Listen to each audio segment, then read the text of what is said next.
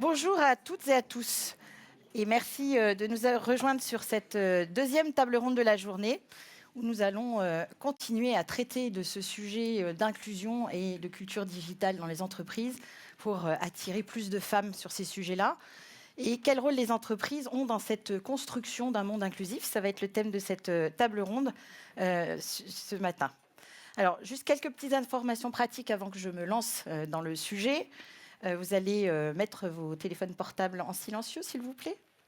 Et puis, participer à nos concours. Isabella vous a expliqué en introduction que nous avions des femmes entrepreneuses qui sont effectivement au premier étage, que vous avez pu rencontrer lors des pauses. N'hésitez pas à aller leur parler et qui nous offrent des chouettes cadeaux. Donc, pour participer, n'hésitez pas à mettre votre petite carte dans les urnes qui sont faites à cet effet. Et puis, vous avez toute l'information, tout le networking, vos profils sur l'application que vous avez téléchargée avec Jump Paris. Voilà. Donc moi, je suis Annick Devancé, je suis présidente de l'association Jump pour l'égalité en France depuis maintenant une dizaine d'années. Et je suis très heureuse d'être chez Orange parce que c'est mon ancienne maison. J'y ai travaillé pendant 13 années. C'était passionnant et j'ai gardé en tout cas ce goût de la tech et ce goût des télécoms chevillé au corps. Pour intervenir ce matin, nous avons Guy Manoumani, qui est entrepreneur, qui est passionné par ce sujet et surtout, vous le connaissez toutes et tous, il a lancé un mouvement extraordinaire qui est Jamais sans elle. Hashtag Jamais sans elle. Hein.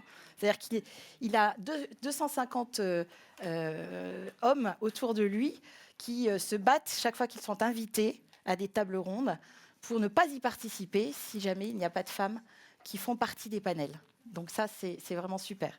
Pour revenir au thème de ce matin, on a vu dans la première table ronde, on a traité le sujet de comment attirer des femmes dans ces métiers du numérique.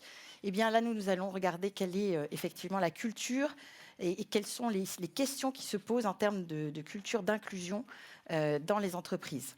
Alors, Guy, c'était une présentation, j'allais dire par le détour, mais si on a un peu plus d'informations vous concernant. Vous êtes président du groupe Open et vous avez été pendant 6 ans président du Syntec numérique, la chambre professionnelle des métiers du numérique. Et surtout, vous êtes aussi l'auteur d'un ouvrage qui est intitulé « L'apocalypse numérique n'aura pas lieu ».